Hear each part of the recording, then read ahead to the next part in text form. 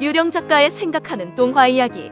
유령 작가. 옛날 어느 마을에 한 부자가 살고 있었습니다. 그 부자에게는 딸 셋이 있었습니다. 세 딸은 아버지의 재산을 더 많이 물려받기 위해서 서로 자기가 아버지를 잘 모신다고 뽐냈습니다. 첫째 딸이 말하였습니다. 이 세상에서 아버지를 가장 잘 모시는 사람은 바로 나야. 그러니까 아버지께서는 나에게 가장 많은 재산을 물려주실 거야. 둘째 딸도 말하였습니다. 나는 아버지를 위해서 무엇이든지 할 수 있어.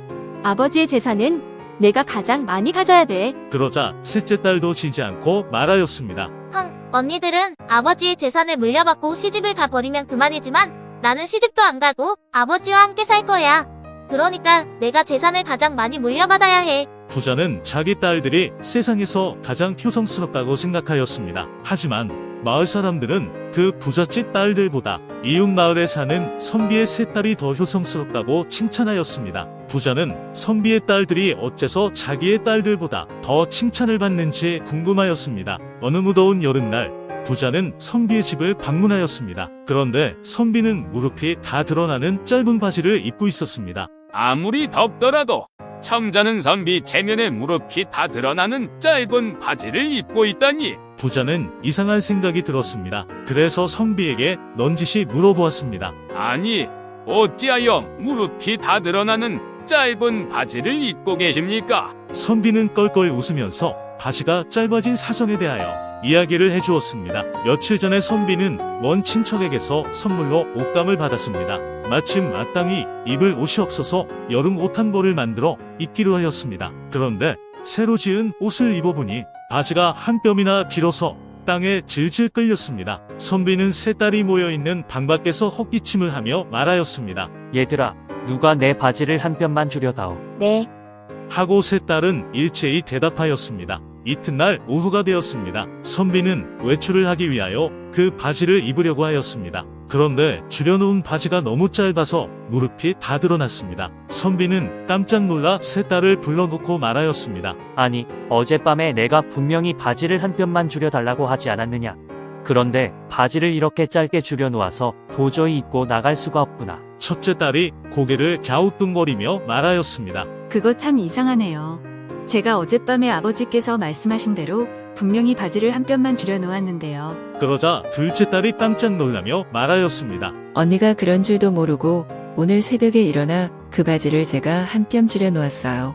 죄송해요, 아버지. 언니들의 말을 듣고 있던 셋째 딸도 당황스러운 목소리로 말하였습니다. 이걸 어쩌면 좋아? 저는 언니들이 줄여놓은 줄도 모르고 오늘 아침에 저도 한 뼘을 줄여놓았어요. 세 딸은 모두 어쩔 줄 몰라 하며 아버지께 용서를 빌었습니다. 그러자 선비가 웃으며 말하였습니다. 아니다 얘들아, 너희가 줄여놓은 이 바지야말로 나에게 가장 잘 맞는 바지란다. 선비에게 이 이야기를 들은 부자는 고개를 끄덕이며 집으로 돌아왔습니다. 부자는 자기의 세 딸이 참으로 효성스러운지 시험하여 보기로 하였습니다. 그래서 자기의 바지를 들고 딸들에게 말하였습니다. 얘들아, 이 바지가 너무 길어서 입을 수가 없구나. 내일 점심 때까지 너희 가운데에서 누가 이 바지를 한 뼘만 줄여다오. 네. 하고 부자의 세 딸이 대답하였습니다. 그런데 이튿날 오후에 보니 바지는 어제 그대로였습니다. 부자는 세 딸을 불러놓고 물었습니다. 아니, 얘들아, 어젯밤에 내가 바지를 줄여달라고 하지 않았느냐? 그런데 어째서 바지가 그대로 있느냐? 첫째 딸이 눈을 동그랗게 뜨고 말하였습니다. 아니, 그 바지가 그대로 있습니까? 저는 둘째가 줄여놓은 줄 알았는데요. 둘째 딸은 셋째 딸을 바라보며 말하였습니다. 그런 일이라면 당연히 막내가 해야 하지 않겠어요? 그러자 셋째 딸이 화를 내며 말하였습니다. 아니, 아직 바느질도 서투른 제가 그런 걸 어떻게 해요? 그런 건 언니들이 알아서 해야지요. 이 모습을 지켜본 부자는 크게 한숨을 내쉬었습니다. 그날 저녁 부자는 딸들을 모아 이웃마을에 사는 선비의 이야기를 들려주었습니다. 그렇게 그는 공허한 말보다 진정한 행동의 중요성을 부드럽게 설명했습니다. 자신의 잘못을 깨달은 딸들은 단순한 말이 아닌 행동으로 사랑을 실천하겠다고 서로 약속했습니다. 그날 이후로 부자와 그의 딸들 사이의 관계는 진정한 사랑과 보살핌의 행동을 바탕으로 더욱 강해졌습니다.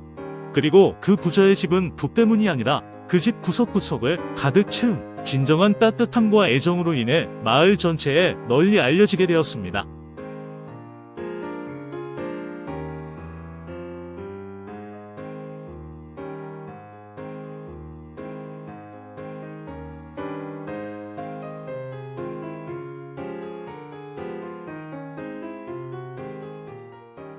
유령 작가